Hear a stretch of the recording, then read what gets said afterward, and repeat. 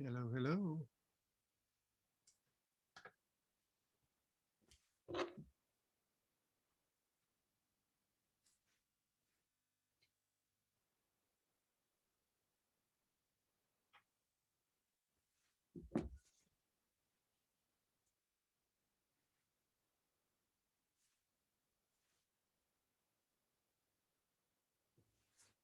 Hello. Hello. How are you? I'm doing well. How are you? Let me I'm adjust my. I'm I'm ready to go here, everyone. I would Okay, let's say hi to everybody first because we want to make sure I can hear you, but we want to make sure everybody else can hear and see us. So yeah, there. absolutely. I know I was supposed to talk a little bit here before I brought you on here. I kind of messed it up a little bit, but It's okay. hi. I want to welcome everybody that's joining us today. I can't believe so many names that I've seen on the list. How many people have turned up? It has been such a long time since we've seen some of you, many of you. It's been a year almost exactly since the last Noir City.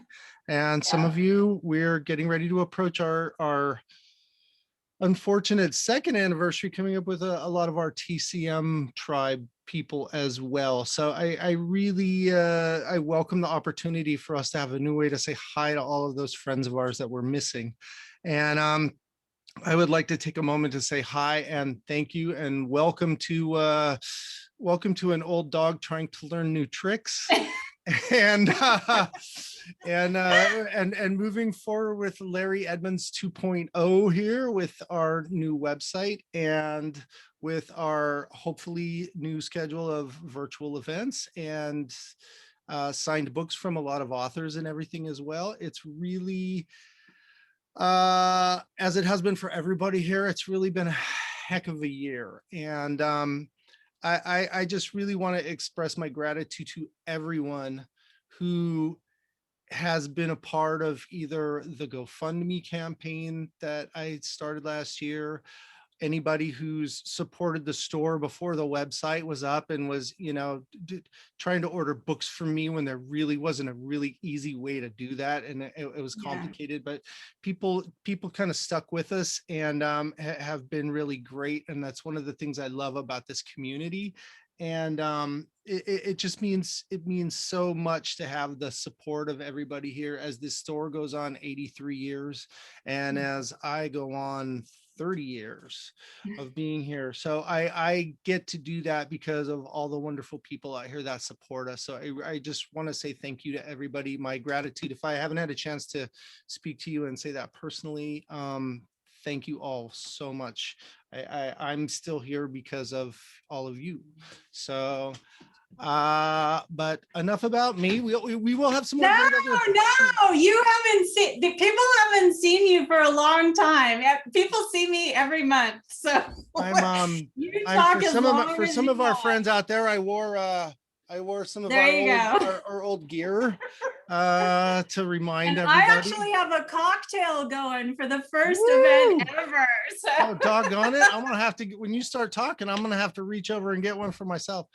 there you go. I would like to take a moment to really also just to say thank you and to introduce you. We know just about everybody on here is familiar with you, but for those who don't, my guest today, my name's Jeff. This is Larry Edmunds, but our wonderful guest today is Kimberly Truhler, author, historian, lecturer, and presentator. You've done things with BBC and CNN and Sony and a lot of other places where you've appeared and spoken, but most of us know you basically from the TCM festival events, and most notably from our mutual friends who we are loving and missing so much at the American Cinematheque, who are Yes. really a home base for so many of us. And Yes. before we get underway, I also just want to make a shout out to all of our friends at the American Cinematheque and everybody, and know that we miss them so much. And I'm watching all of the virtual events and the way they're trying to continue to do things during the last year. But honestly, we can't wait till we see you again. You've been a home base and a platform for so many of us and for so many amazing events, and we all love you very much. So Yes. Yay, thank you American to them, Cinematheque. right? And Yes. Yeah. and of course that's how I am familiar with you, from our connection through the Noir City Festival and everything. And I started to be aware of your presentations and what you were putting together over there, and just the detail and thoroughness with which you spoke and the way you presented the information to everybody. I just thought was such an amazing and wonderful experience that I'm so thrilled that you have. I would always ask, like, why don't you have a book? Where's the book? Where's the book? We need the book. That's And right. you need the book to hold up from the podium and say, here it is. That's right. And now you have it. Now Just I give the have podium it. back. Anyway, I'm so thrilled that the book is here. I'm so thrilled that you're here. The book is beautiful. The illustrations are beautiful. The choices are beautiful. I wanted to kind of start off with, though, like the origins of what you're doing for anybody that doesn't know. Like, what are your original what's your original inspiration here? You and I have talked about, watching movies with our dads and everything. Can you Yes. elaborate a little bit more on your origins into noir? My origin story. Your origins into noir. Yeah, I mean, I mention it at the end of this book, that I started watching classic film because of my father, who loved film noir. So, it's not a surprise that I have this passion inside of me. It wasn't until years later in my 20s, early 20s, that I started down the path of researching the costume designers, because I was already so involved with researching the films, as far as the directors and the screenwriters and so on. And I just didn't understand why, it's like costume designers are kind of compartmentalized as this little cute aspect of film, instead of, these talented artists, as they all are involved in the production. So those are kind of the two pieces. Rear Window is the second origin story of what got me going down the rabbit hole, so to speak. Yeah, a particular love for Grace, for the film, for the design as a whole. Well, Edith I mean, the costume design, as a kid in the 80s, I just was so confused by what fashion was at that time. And I was a science nerd. So, I mean, I was just like stumbling around in the dark, and I saw Rear Window and was like, well, first of all, why am I not dressing like this every day? And why isn't everyone dressing like this every day? And so it was such a vital piece of that movie's story. And Edith had, it was good that I started with her, because there actually is information out there on Edith Head.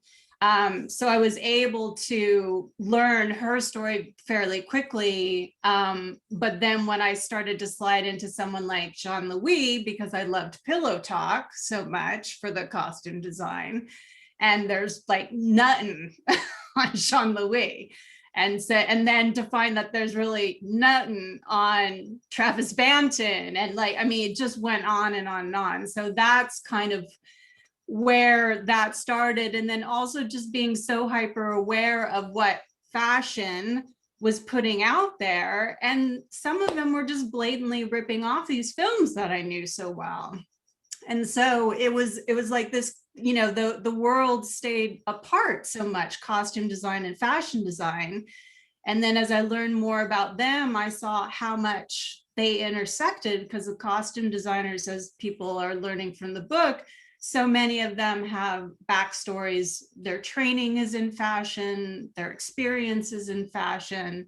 And so, you know, that was a story that was not being told either. So I wanted both the classic film community to know the costume designers better, and I wanted fashion community to know the origins of the designs that they were celebrating so much. And the crossover in the great Venn diagram of life, how nothing is in its own individual category, right?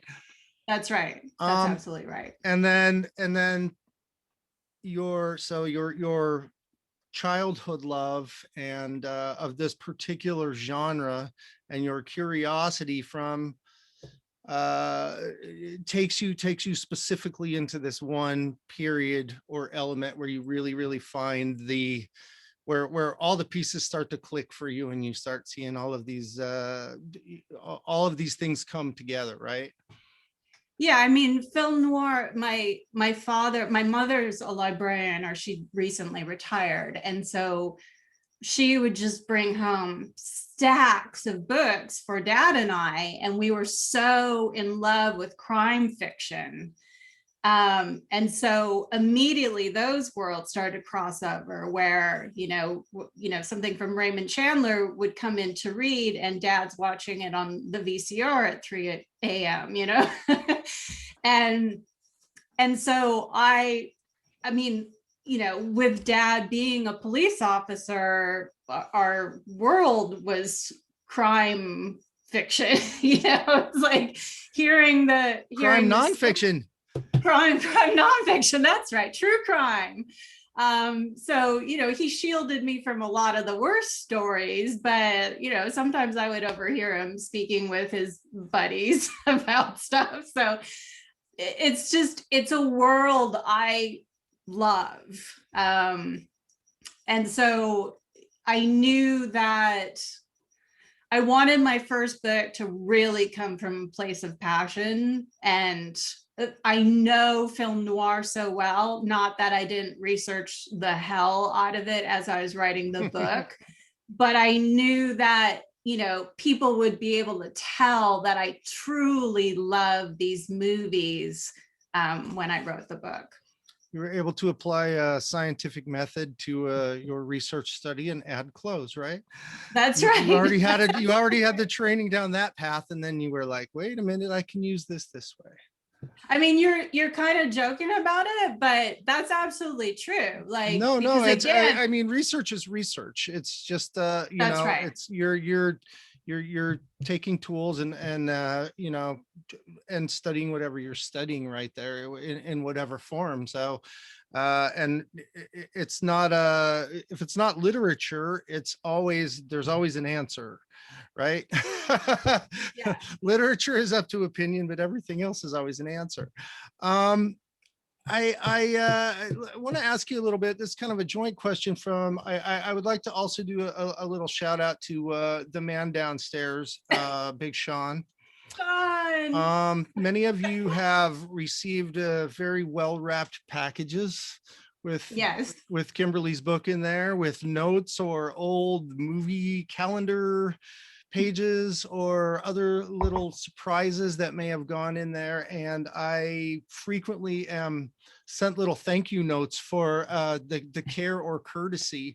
And so I will publicly acknowledge that it ain't me. That's the hand of Sean throwing that in for our customers. And I like to think that's part of what this community and what this bookstore is all about, that elements like that are involved. So I want to give him credit and let everybody know what an important part he is in getting your book out to the world and making sure you know, the joy gets passed on.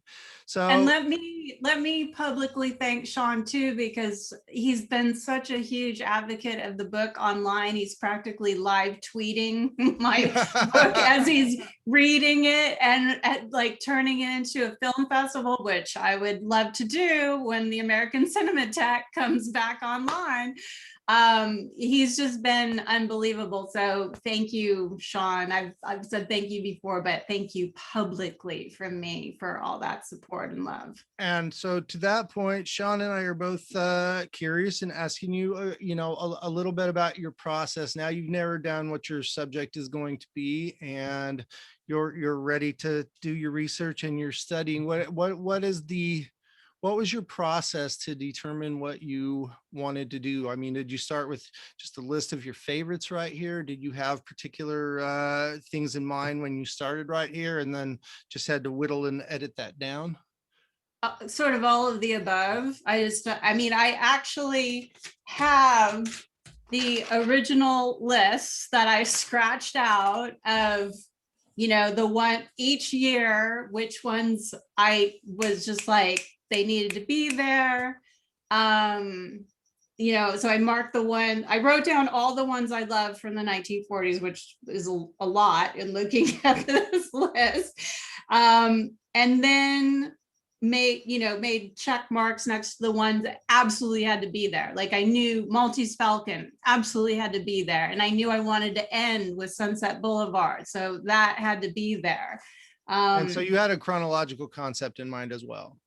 Always. Okay. And I mean, everything I do, my events as well, everything's chronological because I want people to see the through line of the story. I don't want to hop around. I want people to see how things evolve in film, how things change with the times in film. So presenting things chronologically is very, very big for me. So there were probably 15 that I was able to land on pretty quickly because some of from my Style Essentials series, the 1940s, has a few from 1946 that are like the biggest influential style of all time, Gilda, the Killers, and Postman Always Rings Twice. So those absolutely had to be there. That's a conversation we have here as well frequently, where what's the best year in film ever is often cited, and Sean and I both kind of throw in 46 as like 46 has got to be part of the conversation. And and that was something too, that there are so many from 46.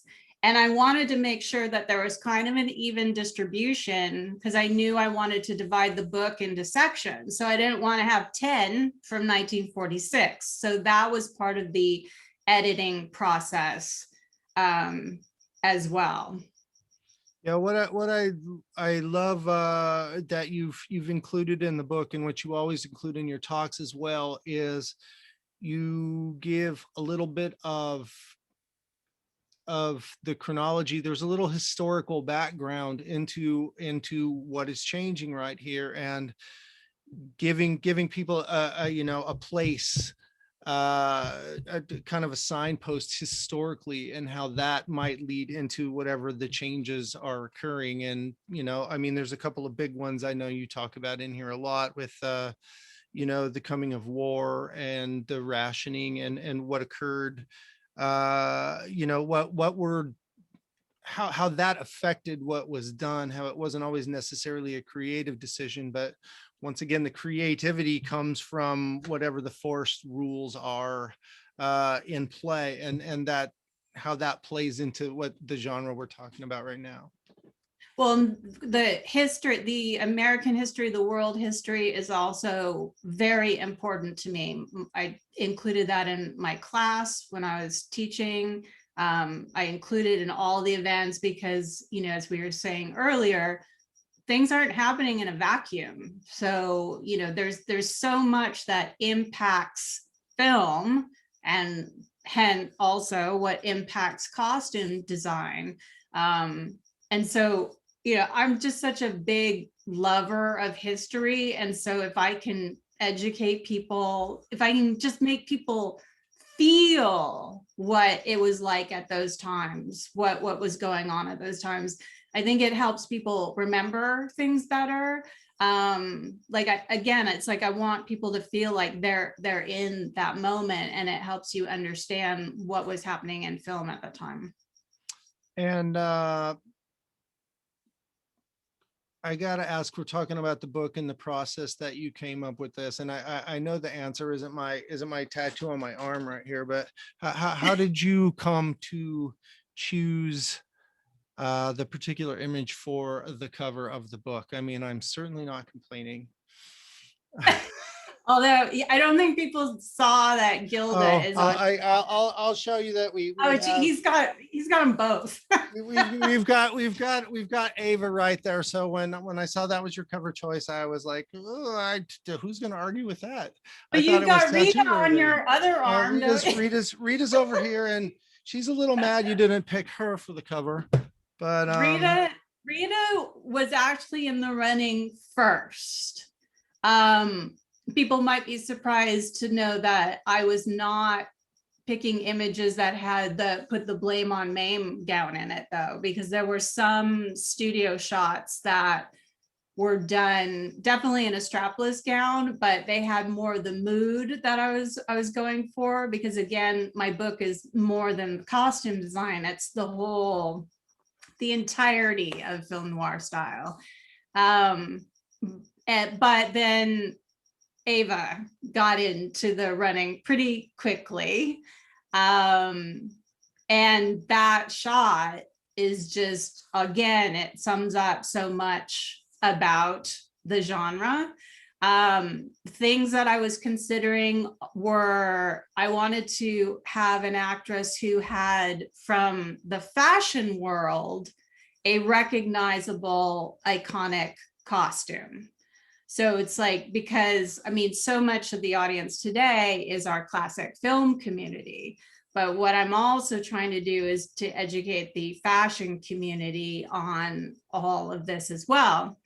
So I wanted an image on the cover that was recognizable to that audience as well, to draw them in. I also wanted an actress who had long hair, because that is something that's indicative of that genre. So Lana was in the running for a while with the turban, but got rejected because of the turban, that you couldn't see her hair. And then something also is that Ava's character in that movie is a femme fatale. She's like an out and out killer.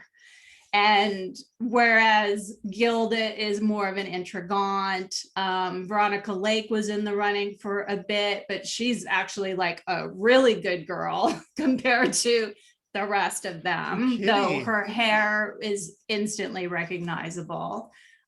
So yeah, these are some of the considerations for Ava. Well, I mean, it's not like you could make a bad choice, but I'm certainly not going to complain with what you did. Most of what we talk about, really, and rightfully so, centers on, the amazing women's fashions right here. But with the chronological aspect of your book as well, it seems like the seeds of what become noir style and noir fashion really kind of start with the men. And it seems in your book early on, the examples that jump out, immediately and obviously are when you talk about noir style and you talk about the Maltese Falcon. No disrespect to all the Mary Astor fans right there, but Yeah. Bogart is really the icon that jumps out there, right? And Yes. and the other one that I find that you mentioned early on in there, which I think sets the standard that they all follow on through, is Alan Ladd and the trench coat, which predates the Humphrey Bogart wearing the trench coat in Casablanca we've talked about. And it seems to me like those are the first two major pieces in what you would consider noir style that start to become, for lack of another word, kind of templates for a lot of the men's fashions for what the genre follows through with the next 10 years, right? Absolutely. It's funny because I've done press, and a lot of people, you think Bogart's wearing a trench coat in the Maltese Falcon because that has just become his iconic style. But there is no trench coat in Maltese Falcon. As you said, it doesn't come until Casablanca, which predates This Gun for Hire and Alan Ladd. But in noir, Alan Ladd is the one who really first makes that impression with the the fedora and the trench coat combination. But then Bogart did such an incredible job with his own style that has become really synonymous with him, while also being sort of the uniform of men and at least like private investigators in film noir. And I appreciate the notation you put in the book about I think one of the reasons Bogart was always so iconic and seemed to fit so well with his authenticity. And you mentioned that basically he brings his own wardrobe, into the mix. And of course, you reminded me very quickly that it's a tandem with Ori Kelly, but he's bringing a lot of his own style. So those pinstripes. Oh, the pinstripes are the best. That's coming from him right there. And I think that authenticity shows on the screen. It does. And as you said, because we were chatting about this yesterday, most of the men particularly in noir, because they tended to be lower budget productions, brought their own wardrobe. And then there were certain studios like Warner Brothers and RKO, which were known for having even tighter budgets than the other studios. Absolutely were having the men bring their own clothes from home, but it's always under the supervision, guidance, etc., of the costume designer for the film. I think of my conversation with Monica Henreid about her father in Casablanca. That was actually a mix of half Paul Henreid's own beautiful custom-made, custom-tailored, bespoke suits, and Ori Kelly also creating some for him for the picture. But he was taking, style cues from Paul Henreid's own wardrobe from home. And what's interesting about Bogart in particular, and Dead Reckoning was one of the films on the fence as far as coming into the book, and you may want to know other movies that were also on the fence or the ones that didn't make it in. But not Dead Reckoning was important for me to include for Elizabeth Scott, and almost rejected because it was another movie with Bogart, and he had already been Edith Head is the most costume design, the most times in the book for a costume designer. Bogart is the most appearances of actors or actresses in the book. He's in it 4 times. So it's like I wanted to show, 3 times. So I wanted to show the arc of his style, because it does actually evolve through those pictures. If you think of in the Maltese Falcon, especially with the 3-piece suit, he's still got a little of the gangster vibe from the 30s pictures, or even the one that he'd just done the year before. It's still his transition moment. Big Sleep, that's Bogart. That's Bogart, and that's Bacall. Like, they have really solidified their style in that movie. And then Dead Reckoning, his suit evolves again. It's like a slightly more sophisticated Bogart, custom tailored suits. And not that he wasn't getting that before, but it's like he had Italian, it's like, this is Bogart. So it's interesting to even watch the subtleties of his style, his iconic style, evolve through just the span of the 1940s. I think you definitely see the change right there. I when I think of the style points, and one of the questions I was going to ask you, I'm kind of jumping around because you brought it up, but I it's, although I love him to death, and I love everything. My definitive noir would not, for my personal taste overall, I have different choices for what I like cinematically. Style wise, I think The Big Sleep, and I have a couple other ones written down here though, but that seems to bring every element of the style package into like the perfect definition, where if you were going to say, like, when you get asked when you go on and they say, well, what is film noir, and you could Yeah. just say, this is the one thing to go look at, right? That's going to like show you the fashion, the cinematography, the all of the elements when they're all working at their height, right? I mean, would you agree with that, or what other films would you throw into that very, very short like list? I would say The Big Sleep, and The Big Sleep is one of the Maltese Falcon, and The Big Sleep is where I began, period, as like a preteen, Me too. Eddie Muller, our good friend, he likes to describe The Big Sleep as a romantic comedy.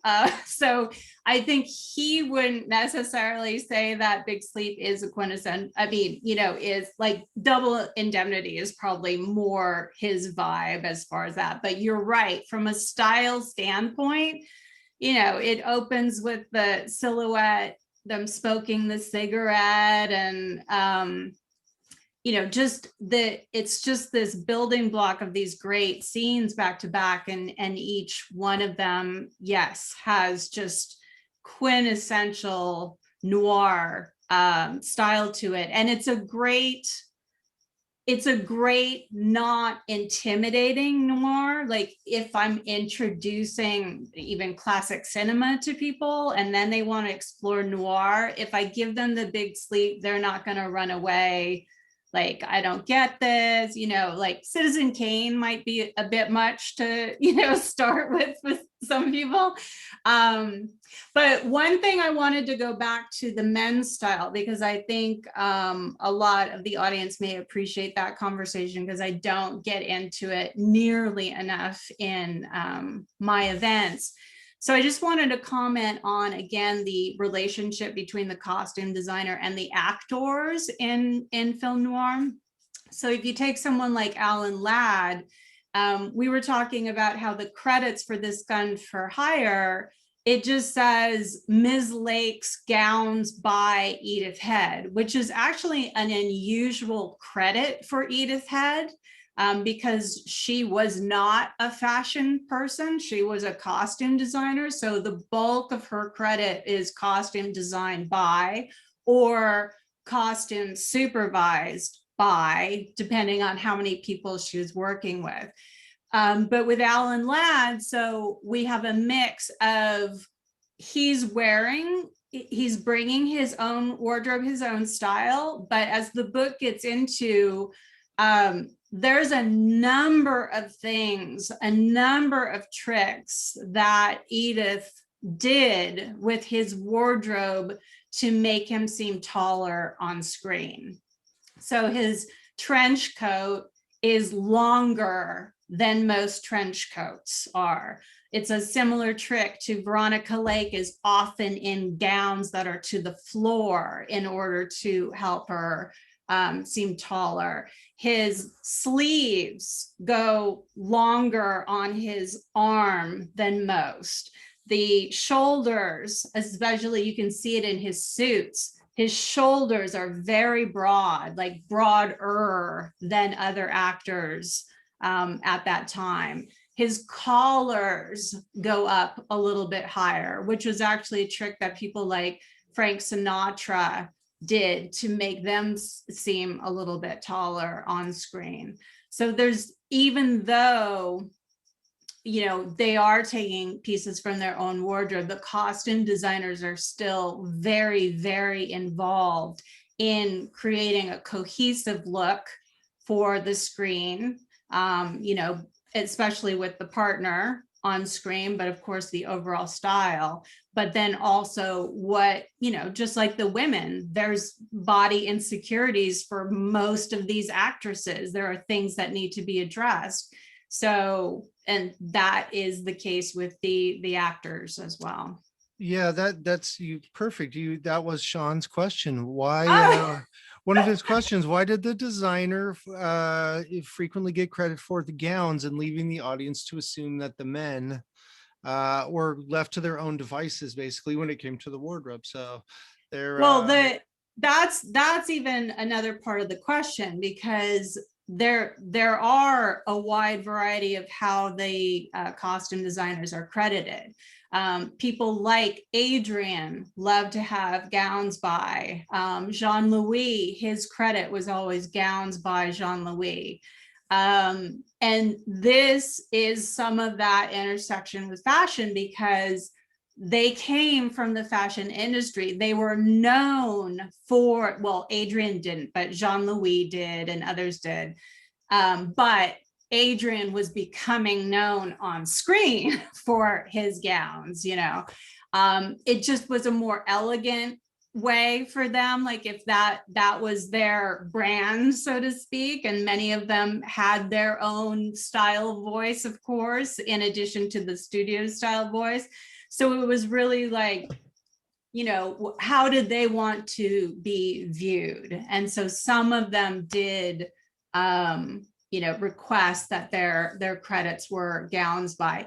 Again, it's interesting that Edith in this Gun for Hire are Miss Lake's gowns by Edith Head, which I think it's a sign of how big that movie was as far as the fashion influence, that they saw that in addition to her hair making a mark, her costumes were also making a mark in fashion, but that was not a common credit for Edith Head.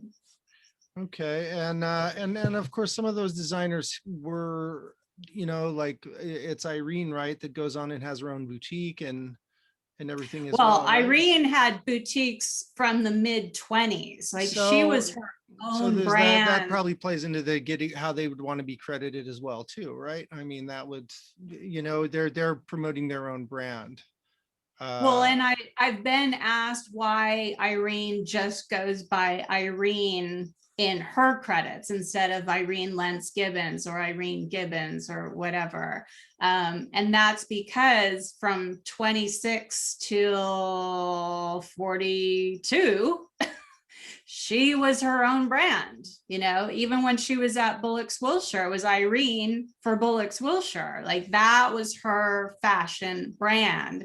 And she also had Irene Limited even while she was doing costume design towards the end of her years at MGM.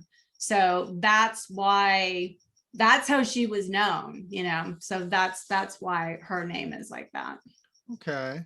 So the other point, going back, with again kind of breaking off from this Gun for Hire, um the relationship between Veronica Lake and Edith Head, which we had talked about, began with the Sturgis films prior. Uh, seems to set a nice pattern where all of a sudden this is a good pairing. They're working good together. They've really created something. Do you see any other designers and or stars that it was just that was the perfect match? The where the elements all came together. That was the perfect designer to design for that person, or vice versa. I mean, there's many examples of that. I do want to point out that it wasn't necessarily Edith Head looking at Veronica Lake and going, oh, I want to design for her. This is a match made in heaven. Veronica was a Paramount star. So, and Edith Head was Paramount's head costume designer. So the head costume designers are always going to get assigned the biggest stars of the studio, and sometimes by choice, some of the B players is, you know, the second tier. But I mean, famously, Adrian and Joan Crawford, people tend to know that partnership. Jean-Louis and Rita Hayworth is another one. Like the bulk of her style that people really know is courtesy of Jean-Louis. You know, you have someone like Kay Francis with Travis Banton, Carol Lombard with Travis Banton. So there's a number of them. And I mean, Edith Head was best friends with Barbara Stanwyck. So that's a partnership that went on. Ori Kelly and Betty Davis. So some people, you know, it's like some people that they just lucked out being at the right studio with the right designer, and it wasn't always matches made in heaven. You know, there were some. Travis Banton loved working with Marlene Dietrich. That's another great star designer partnership.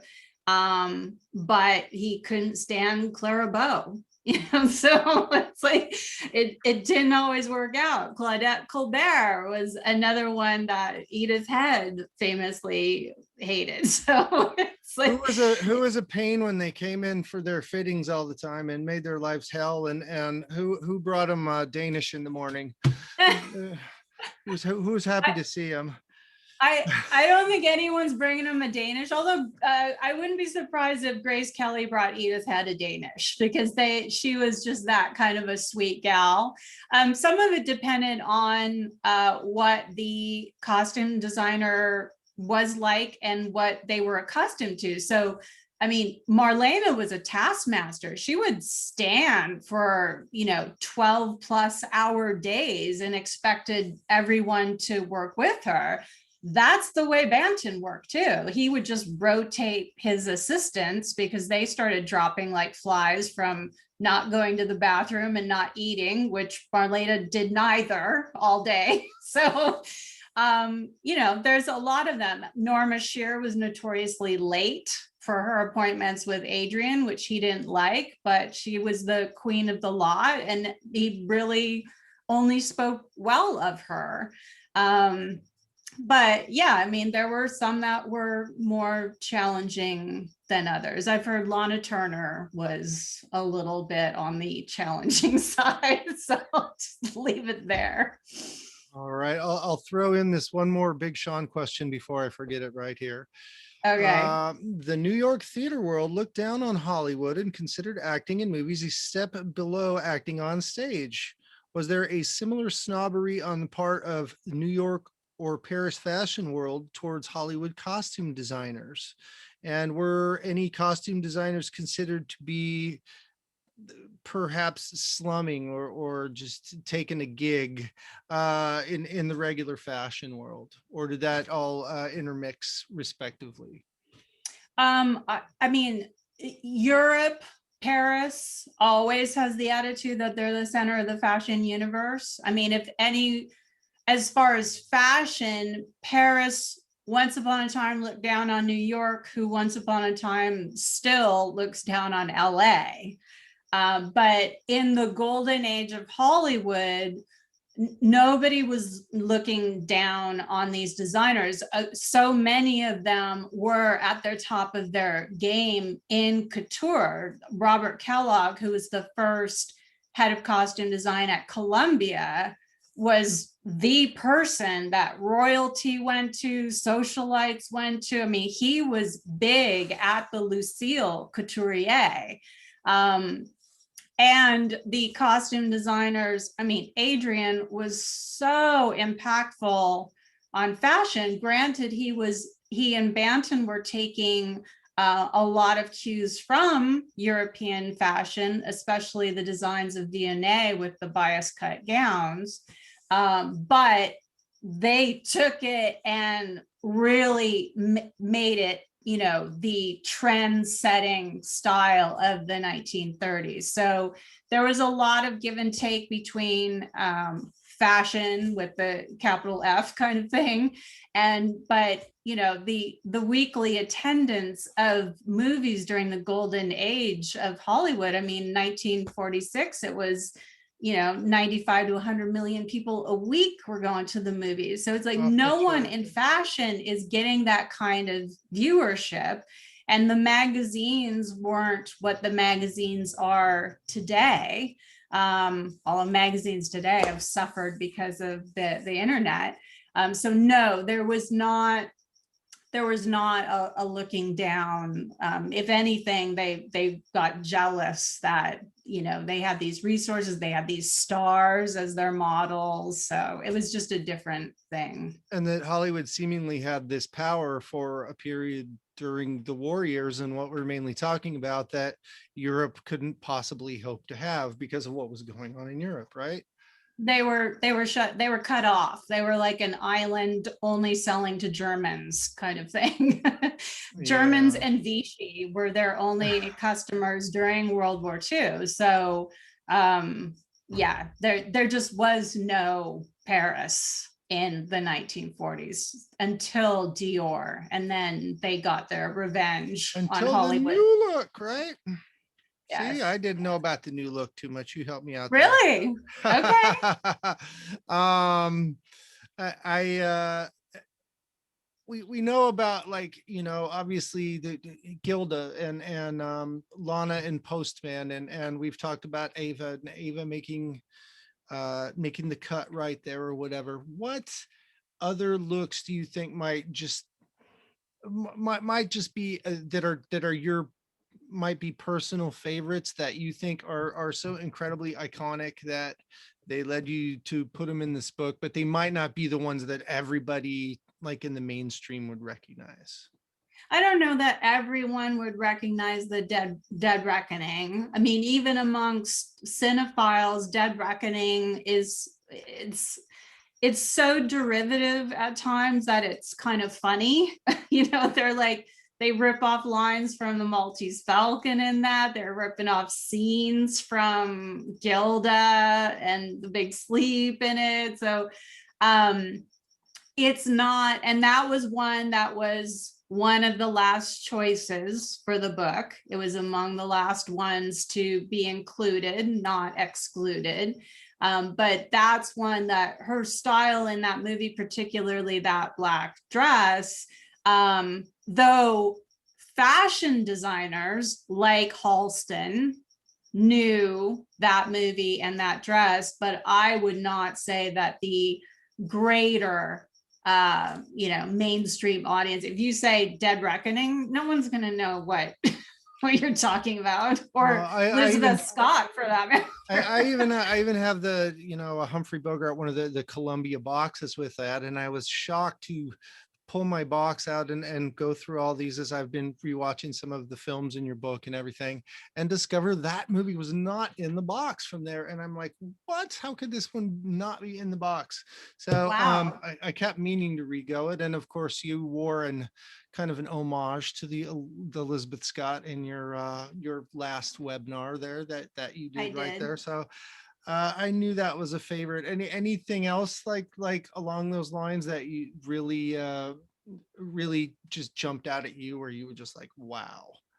Well, I mean, some of the whole point of why I do what I do is to remind people how influential these films have been. So even in ones like Mary Astor's costumes for the Maltese Falcon, which hardly anybody really knows because Bogart is just like such a scene stealer in that, and you're just like, what is happening here with that, everything.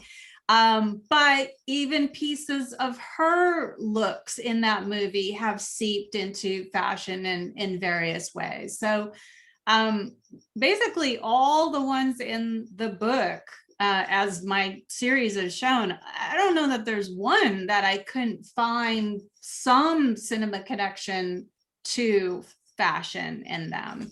But so many of the ones that I included in the book, and one of the reasons I wanted to start with this is just because the style is so influential, and I wanted people to know the people behind all that style. Do you? Okay, so who we briefly skirted around it when we started, but who, what just missed the cut? Well, ones that were on the fence. Well, again, 1946 has so many movies in it. So Strange Love of Martha Ivers was on the consider list. But that was one where There are so many Edith heads in the book that I couldn't in good conscience do yet another one. There's 4 of her. Scarlet Street is great costumes, and they're Travis Banton, which is an unusual. So like that had me salivating a bit to tell that story. Nora Prentice is Travilla and Anne Sheridan, and there are some dresses in that movie that are just like, wow. So that one was on the fence.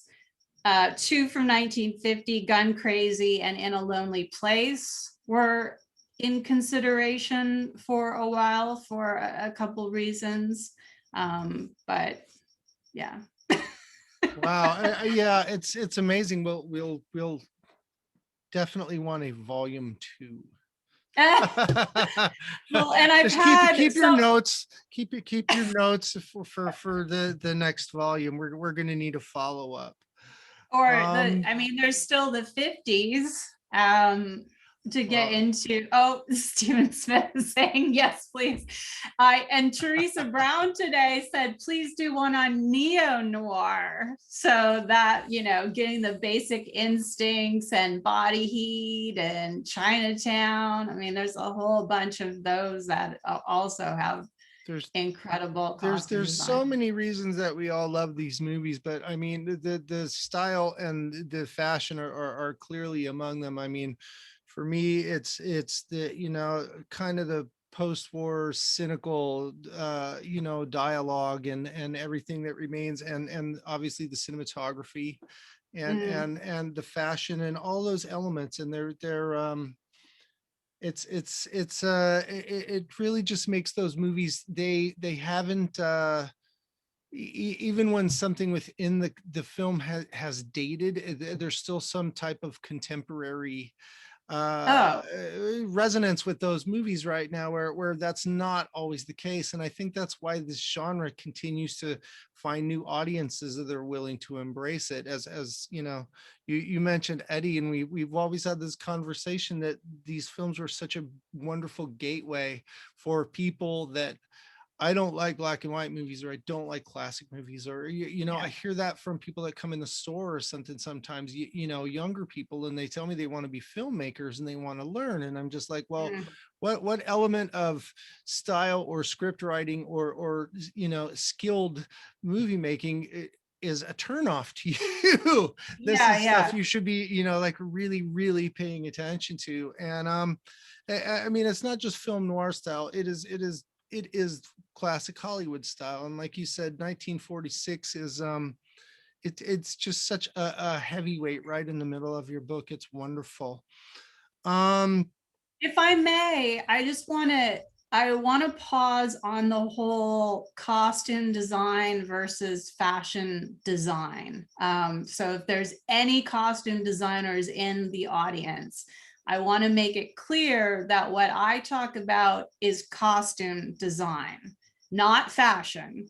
I do comment on its influence on fashion, because that's one of the ways that I show that classic film is still relevant today, because designers are still borrowing, is a kind word for what they do, from these films. But when I'm talking about is costume design for film, and costume designers have a much harder time than fashion designers, because fashion designers are just often so autonomous, and that was one of Irene's biggest pains going to MGM, because she spent 20 years being her own boss.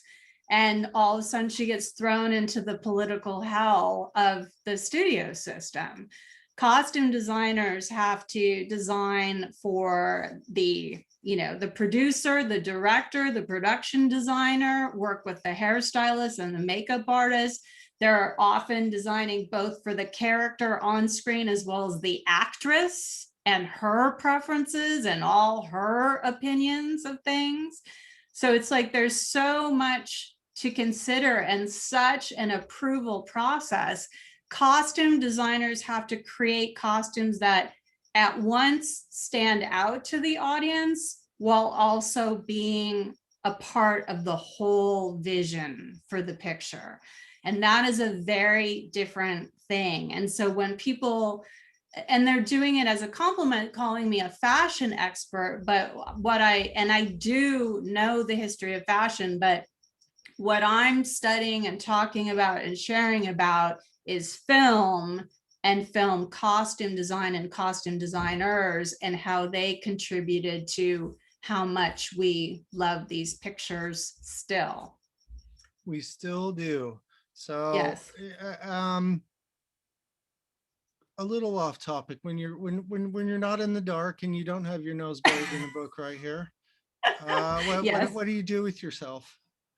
What Oh do my you like God. to do when you're not doing this? Well, this is now taking up so much of my life that because I've already started research on the 1930s. So Yeah, there's see, there's my next question. What's next? Where are we going? but I mean, I do love hiking. And when I had more time, I was surfing and I have my guitars. So I do have other interests outside film, but you know, it's a lot of work as other authors. We have friends in the audience who have written their own books. It's like, you know, it's a damn good thing that we love film so much because it takes up so much of your time and energy, but It's we what I love it. frequently, feel about being here right now. It's like you better love what you do, because it's Yep, going to, I'm here every day. that's I'm right. here all the time. And if I didn't love it, or I didn't have some passion for it or engagement, it would be impossible to devote the amount of energy and time it is into it. So it's really fun when you can take something that you love, that that grew out of a childhood interest, and Yeah. and turn it into something that's really, really wonderful. And this book has just been, I'm so happy for you. It's so long overdue, and it feels such a necessary, a void in Mhm. what we stock on our shelves. And Mhm. I think it's just a wonderful introduction for, it's great for people that already know what you're talking about, Yeah. and have a background knowledge, but it's also a wonderful, introduction to these films, and to people that might come to these movies from a different place. I mean, this costume design element or something that might bring, a younger audience in, that's initially attracted by something like that, and then, hey, we got another one on the line. We reeled in another person, Yeah.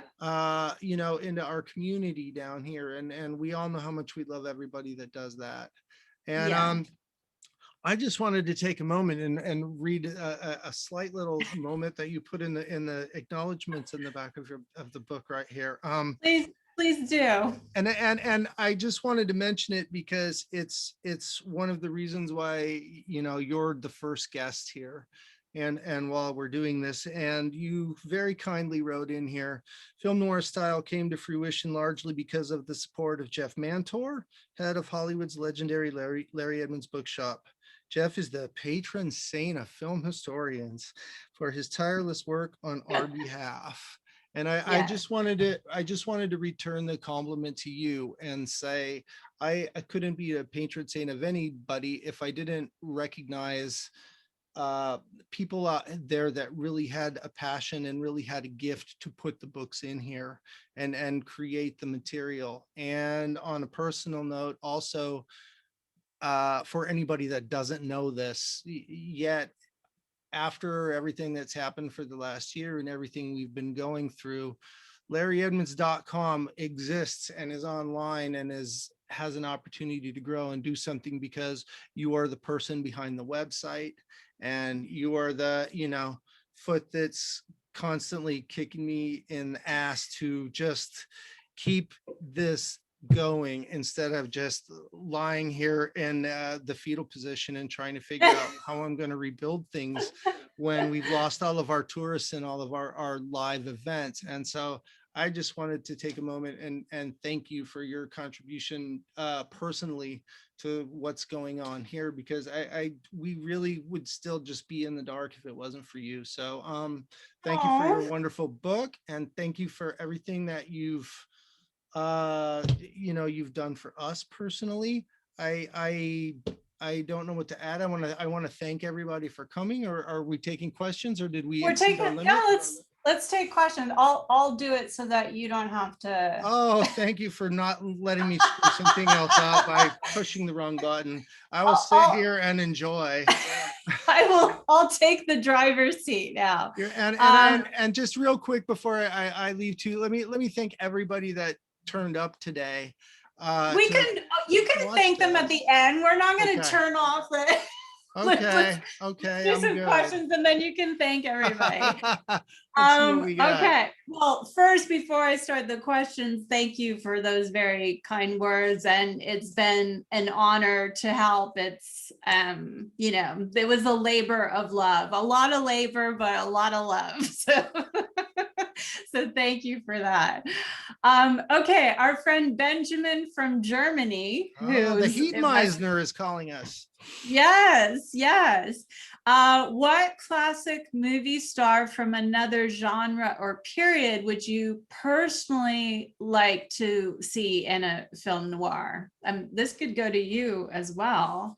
From another genre, or Marlene Dietrich, she was in those proto noirs, so she would have been. Well, she isn't a noir, so I guess. Like, who do we know that hasn't been in noir? I'm trying to think. Can you think of anybody? I tend to think of, would you? Because Joan's been in noir. She won an Oscar. I tend to, how about someone who appears in a lot of the early good 30s crime films that I love from the earlier days, like a Jean Harlow, who never had a chance to do something. Sure. She would have been an amazing character in a film noir. Yes, that's a good one. That's a good one. Oh, Sean has yelled out Irene Dunn.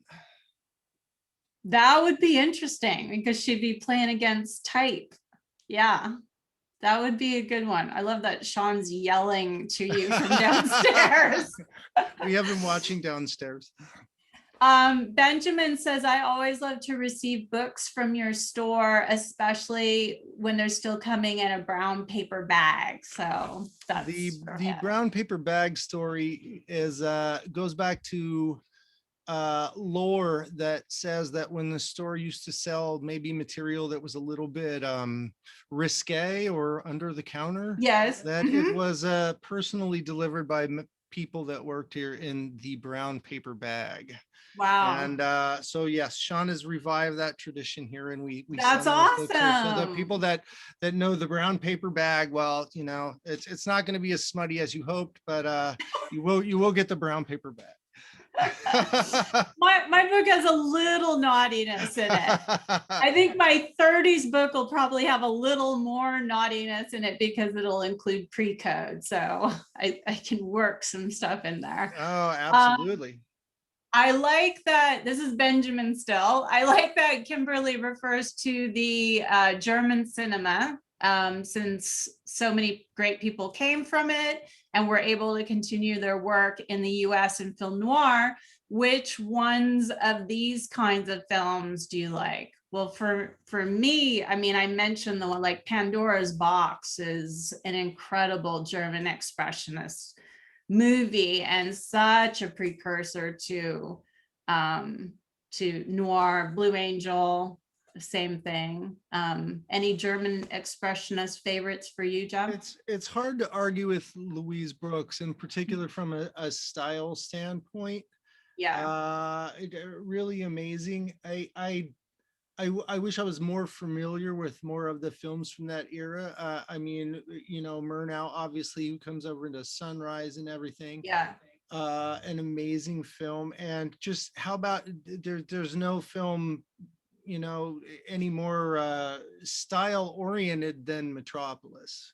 Yeah. So the the way that film captures a futuristic style in the 1920s, and something you're talking about that's 100 years old, that's still, being emulated. It's, Yes. it still has an influence. So that would be my pick. Is it a paradox to have a film noir in color? I'm thinking of Niagara or Desert Fury. Would you add some more? Well, Leave Her to Heaven is also in color. I have no objection to noir being in color. I was curious about that in the fact that, there's a couple of Gene movies in there, and I was wondering if, when you said ones that just missed the cut, if Leave Her to Heaven was on that list, just hovering on the outside, and you already had, Laura and maybe what many would consider a dark horse in your book, Shanghai Gesture. So probably that's probably one of the lesser known of films as far as what's in your book. Well, I'll say that Leave Her to Heaven was only excluded because it was in color, and I wanted to have an all black and white experience with the book. And Shanghai Gesture was one that I wanted to include because not everyone agrees that it's noir. So I wanted there to be some kind of conversation of, do you think this is noir or not noir? Because I'm sure our buddy Eddie, I'm sure he does not consider it noir. And I don't think Eddie considers Notorious noir, which is also in the book for that reason. So I wanted there to be discussion points with, especially with new readers, to understand this is not a cut and dry genre. It's not. There are some that everybody agree on, like Maltese Falcon. That's, no one's debating whether that's noir or not. But Shanghai Gesture I specifically included because I wanted to even personally explore what things about it could be considered noir and what things maybe don't make it perfectly aligned with the genre. Disheveled Gene Tierney is not going to disappoint anyone. No, and I mean, drug addict Gene Tierney, and a couple of the gowns that you feature in there, the Mother Ginsling dress and everything. When I what your something like your book does is it lets you go back and watch things that you've seen before, just from a different critical perspective. You're going in your, we talked about this. If you watch a movie like the first time and you're noticing that stuff, it's not a good movie. But when you go back and revisit these films and spend more time with them, and you start looking at these different elements individually that make up the collective of the film, the design and the detail on those gowns and everything, it's just amazing. That the main gown, the Mother Ginsling gown in there, it's like the detail on that is just it's somebody spent a lot of time hand sewing that together. It's really beautiful. And that movie too was an opportunity to talk about two different costume designers, to really show that they wanted to make sure that the style voice of Poppy, played by Gene Tierney, who was designed by her husband, Oleg Cassini, was very different than Ona Munson's costumes as Ginsling by Royer. And so I loved, it's a big story that I had to write, but I liked being able to bring up, costume designers that people may not always discuss or know. Certainly Royer, nobody talks about him. So,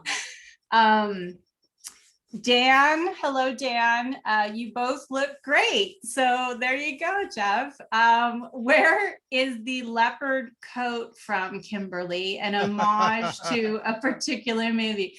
This is real leopard. It is a vintage coat I got eons ago. And I mean, it's not necessarily an homage to a particular movie, but just kind of noir as a whole. Like, Not ready for your Norma Desmond yet, right? No, no. No. Although I am ready for my close-up, so there is something there. Yes. William, will you say something about the many uses of the fedora in film noir? They have their own personalities. They do. I mean, it's definitely a lot of it's coming from the actors, you know, how they want, and then how the actor is interpreting that that character. So Dana wears it very different than Mitchum wears it, which is different than Bogart wears it. So and where they place it on their head, like you've got yours in a little jaunty kind of look, Jeff. I haven't worn this hat in a really long time, but it had kind of it has a personal connection to somebody, and it definitely has its own story of the person that I got it from, and it goes back. It's got little holes in it, and not, you know, all kinds of streetwear. It's lived a life prior to me, and then with me as well. So I think a lot of people. Their hats definitely, and their clothes definitely have a history of their own, right? That's right. And I mean, it's people back then in particular did not have the enormous wardrobes that we have now. You know, it's like women did not convert spare rooms in their houses into closets in the 30s and 40s. You know, there were not malls in the 30s and 40s. Then why do so many people seemingly put less effort into appearance these days now? Because everybody used to dress, you know, like real nice. Yes. And now we're like sweatpants for the airplane. I know. my angst. Our styles, yeah, you know, if you're wearing the sweatpants and a pair of Crocs to get on the plane, oh my God, you know, you're not dressing like they used to for airline travel back in the day. No, they're not. I mean, yeah, no, I can't remember the last time that I went on a plane that I wasn't in heels and my huge, you know. But it's like, I love my in-person events because people come at like Noir City too. It's like people come and they make an effort, and like a ton of people will dress per the decade that I'm discussing at the time. Yeah, so it is a wonderful part of the process, the Noir City and the Art Deco Society, and yes, people that have a passion for that. I really feel for you, so many of you ladies here that are just, you know, chomping to get out there and strut your stuff again, and you know, rightly so. And there's nowhere to strut right now, so we need to get back out there we need to get things going again. Yes. Well, I will be doing my online TCM Film Fest event. So I encourage everyone I loved last year, people posted pics of them dressed up. So hopefully we can at least do that this year. Yeah, absolutely. Okay, Aurora, in what decade would you say Cary Grant had fashion influence? I mean, everyone that he existed in, like in researching the 30s and going through my process of picking the movies that I want to feature, like Cary Grant is in a slew of them with different leading ladies. So definitely the 30s, definitely the 40s. I talk about in my book how his style shifts in Notorious. And then the 50s, I mean, he's got his iconic suit from North by Northwest. So whatever, I mean, and it's like, even when he retired, people were still, you know, taking style cues from Cary. Would you agree with that, Jeff? You know, it was such a specific taste, and it's one of those things, like men can only aspire but can never reach. most of us Yeah. most of us can never ever just have what was a seemingly discerning eye. And then you read in Scott Iman's book, and I mean, his particular shirts he bought from a certain place, and he very, Oh, very much had once he decided what he was doing right there, he didn't vary from the approach very much after that. When he found that that style that was his, he really maintained and managed it, and didn't let it slip too much. But I mean, he worked at it. So it's like women looking at someone like me or Carrie Bible or April, where it's like, it does take effort. It takes work, and you need, and like Carrie worked at his style. And my book talks about some of the things that he worked on with his tailors to address his shoulders and his neck and the higher armholes, and then even his style evolved from where the vents in his jacket were, because he started to land on, he loved to have his hands in his pockets in scenes. And so they cut in the extra, they went to a double vent so that his butt would always be covered, that it wouldn't make the jacket ride up when he had his hands in his pocket. So committed. And just another note on Notorious, you talk about ones that when we talk about those great iconic outfits, and the ones for me that, when I went back and you're watching Notorious again, and I see Ingrid Bergman in that striped, the two-piece thing with that striped top or whatever, I'm just like, you sit and you're watching by yourself, and you just go, wow. Yes. That's my mark of knowing that the designer and the actress and everybody just like, wow. It's just like when Bert walks in and he sees Kitty sitting on that piano and singing, and you just go, okay, that the hook is in. That was Ingrid for me again, all over again. It was just a beautiful outfit. That's great. I digress. Great. Sorry. Benjamin asks, thank you for making me aware of Betty Grable.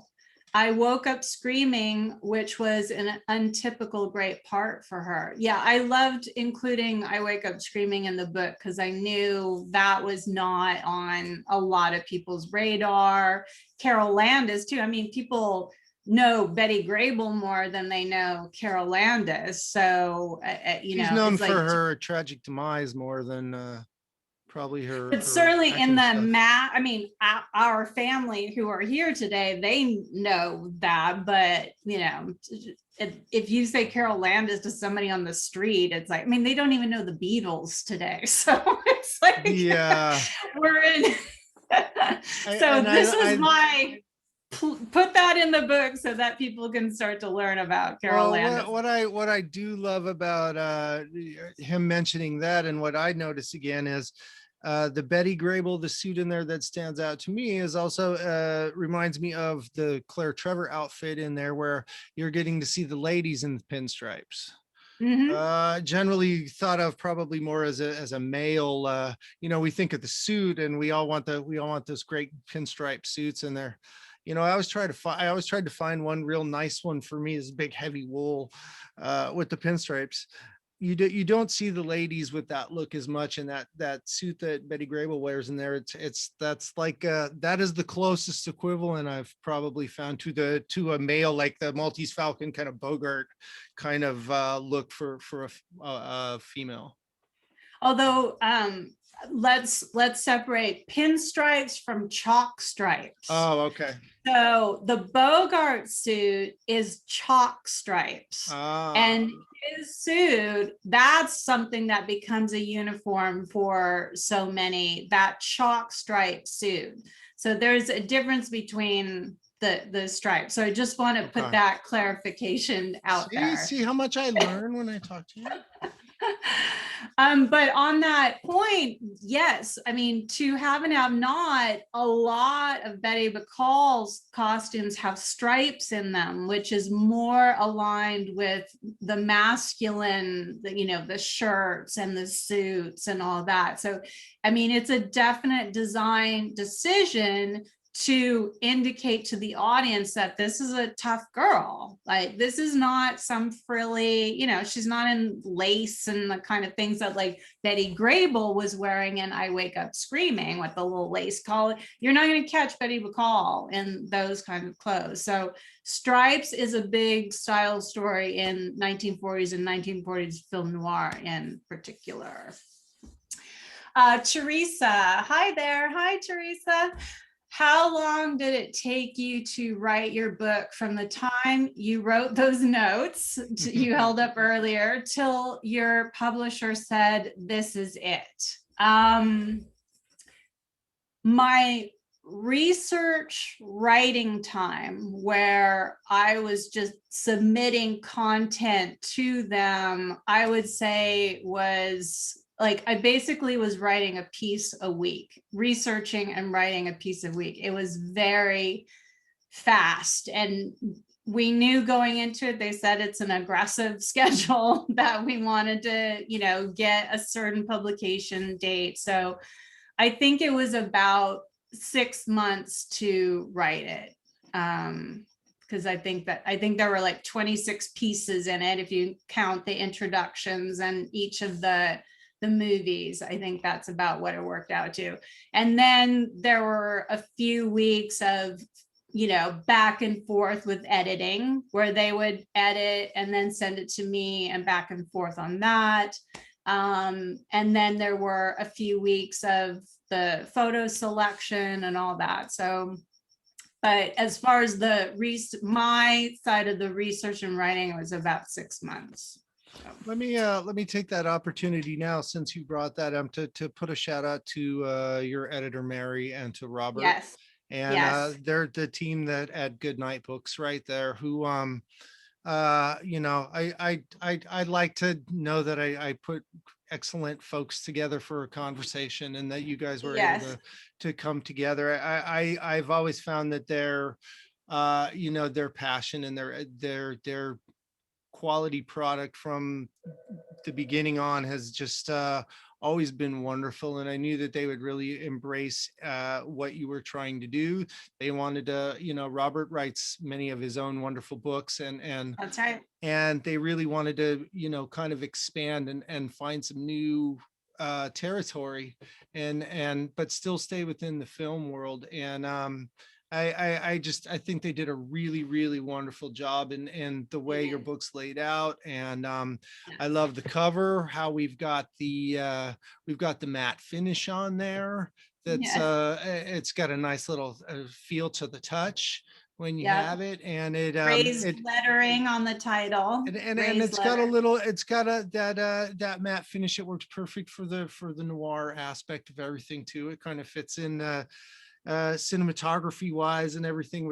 You would choose the matte right there if you were going to do something. So just a little shout out to them. I really think they helped you realize what you're doing, and I know you're very happy with it too. They absolutely helped realize my vision, and having Robert be such an incredible author. I mean, I'm sure a lot of you have his book Dutch Girl, the World War II years of Audrey Hepburn. And also his Carol Lombard book, Fireball.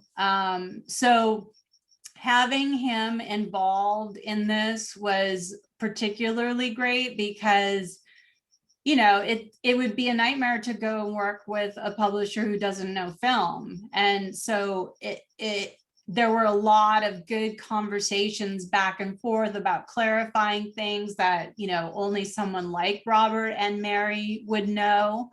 So, and then also that they honored my vision for the way that the book looks, particularly on the inside. that they really respected my vision for it and all that. So yes, I'm so lucky. And that's why I thank you in the book, because you were a great matchmaker. Yeah, I found their passion for all of their books to really be amazing, and I knew that they would really treat you with and the subject matter with respect Yes. and a lot of care, and they absolutely did. So congratulations on all of that. Yes, thank you. And Uh, Karen's got one for you too. oh, you figured it out. Shucks.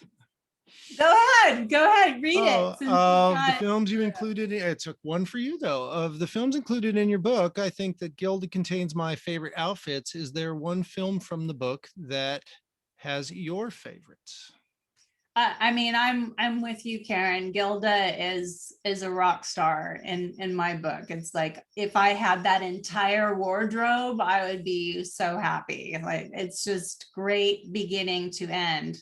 At my last event, someone asked, of all the noir costume designers, which one would I choose to design my clothes or my dream gown or something like that? And I chose John Louis because I just think that there's such a sensuality about his costumes, and they're so body conscious in an era that often doesn't have that as much, just because of the austerity of it. So I'm with you, Karen. I choose Gilda. I have no complaints here. She's okay with that. That's right. All right, Are you? and one more coming from Dwight Cleveland. Where does Detour fall in your pantheon of noir films? Oh, I mean, Detour just didn't make it into the book just because it didn't really have a costume design story behind it, but Detour is incredible. I mean, I can only watch Detour every so often because it's so good. It just freaks me out. Like it's just like you feel for that guy so bad, and you know what decisions are going to be made and what's going to happen, and you're just like no. So no, Detour is incredible. Absolutely incredible. I was home enjoying Born to Kill and Oh, watching our friend Lawrence Tierney love. kill people in my hometown in the opening scene, the arch from my hometown, and I was like, oh man, this movie's the best. Right there, killing people in my hometown. I love it. Noir at its finest. That's one of the ones that was on the fence, because Claire's wardrobe in that movie is exceptional. You commented on all her hats. Yeah, I was mentioning that the other day. There's like a ton of hats in there, Wow. and I think there was something going on with maybe with her hair or something right there, or somebody got a hat deal and they were like really feeling the hat thing. And but you forget what a commanding presence Lawrence is too, and he wears he wears the stripes pretty well. Oh, Nice broad absolutely. shoulders in there. Yeah, I mean, in that movie, he's wearing the Bogart chalk stripe suit in it. So he's another one that's just continuing that noir look. I mean, I love Lawrence Tierney as much as I know how insane he is, but in real life, I mean, Eddie's told that story of him at North City so many times. It's stuff of legend. But I love him, and I love him and that movie in particular. He's just really good. Like he's underrated as an actor. He really conveys a lot without doing a lot. So, and you're always nervous about what he's gonna do. He stood outside here one afternoon, and kind of scared people to come in here and shop in the store. It was a Oh wonderful experience. God. It was the aggressive salesman approach where he would come on, go on in there and look around, find something you want to find. And he was Oh, and people would like walk in, I think, just basically to not like anger him or whatever. And oh my I often God. wish I had a picture of him standing on the sidewalk out there. Is like everything but the sandwich board. Oh my It's a really God. fun memory for me here. Yeah, that's pretty good. Having Lawrence Tierney force people into your store. Come on, go in there. They got a lot of nice books in there. Then you need them at the register. So it's like, make sure you're purchasing Is that something. all you're gonna buy? Yeah, exactly. Exactly. That'd be awesome. Oh, I wow. think we made it through the questions. Oh, there's one more. You got one more? Did I miss one? Oh, we missed one. Oh, I missed one. No, I missed it too. When your next book comes out, can we get some special bookmarks with fashion icons on them? I mean, I am not objecting to that idea at all. Maybe we'll come up with some a nice, fine, exclusive design that we can give to our very special friends and customers who bought signed copies of your book here and Yeah. who have supported you and what you do online and have supported the store here and have been such a critical part of letting you and me do what we want to do.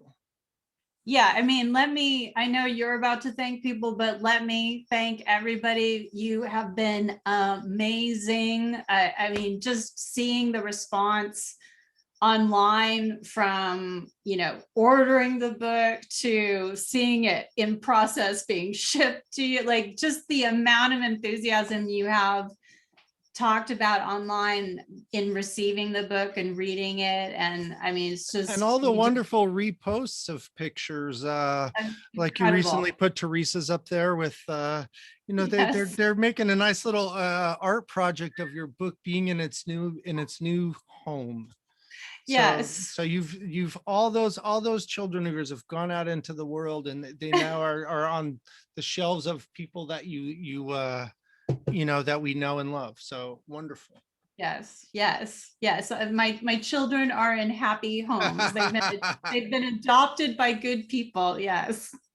And this is, I guess, the mode is that we'll try to work under until we're allowed to gather under one roof again and see what you do. I think your webinars are such a wonderful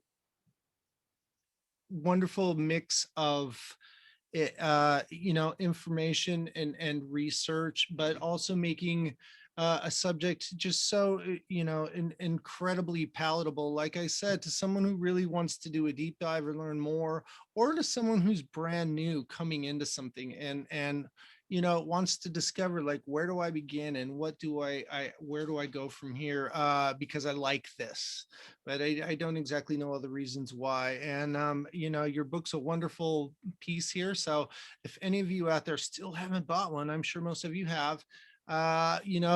Kimberly's going to be back here again this week. Let us know how you want your book signed and get your order in here on LarryEdmunds.com. And, as long as they got your books in the warehouse, you'll always have a place on our shelf here, and we'll always have it available. Yay. Thank you. Thank It's been you. so great to have you guys be the exclusive place for my signed copies. That's been very happy for me. So it really means a lot to me too. And to see this from, the idea that you had originally to see it go all the way through and to be here, it's really great. And I couldn't be any happier for you. And I really look forward to whatever you have coming up next. thank you.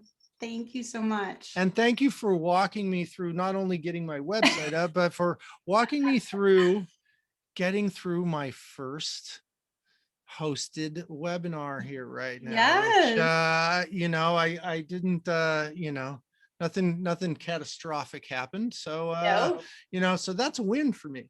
We're good. It is a win. You did great. You Thank did you so much. great. Yes, of course.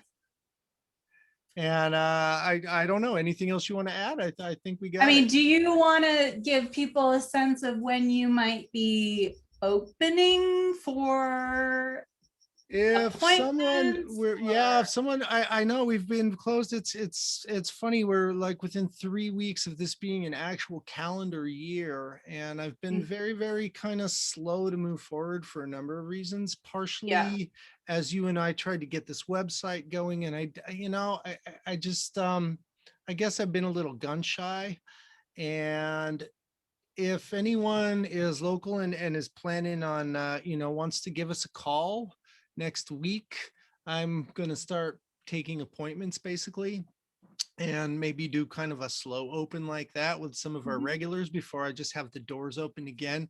So feel free to email me at info@larryedmunds.com, or give us a ring, and we'll set up a time while we're in the process of just getting the store put back together. I kind of Yeah. it's like a messy dorm room in here right now, and I'm for a year I haven't had to clean up. Nobody's been coming over. And so we're still doing that kind of slow, but I'm ready for folks to start joining us again, in particular our friends and our regulars. So if anybody's really got that Jones, yeah, give us a ring, and we'll have you in here. This will be maybe the end of this week we'll start doing that again. Stephen has nudged us to give what our websites are in case anyone here doesn't know what they are. So mine is glamamor.com, GLAMAMOR.com. And that is who I am on social media as well, at Glamamor. So, And I and am, for you. better or worse, LarryEdmunds.com. And this is the lair, and you are there. So we thank you for all of your support as we forge into our 83rd year of being in existence. And it's appropriate that we're doing a noir event because it's the anniversary year for the 41 films as well as the 46 films. So So go home and pick out which one you're going to watch tonight, right? that's right. Keep it That's going. right. And let us know. All right. Absolutely. Okay. Thank you so much, everyone. Thank you, Kimberly. Thank you. Get those orders in, and we will see all of you hopefully at the movies or here very soon. Be well. Bye, everybody. Bye-bye.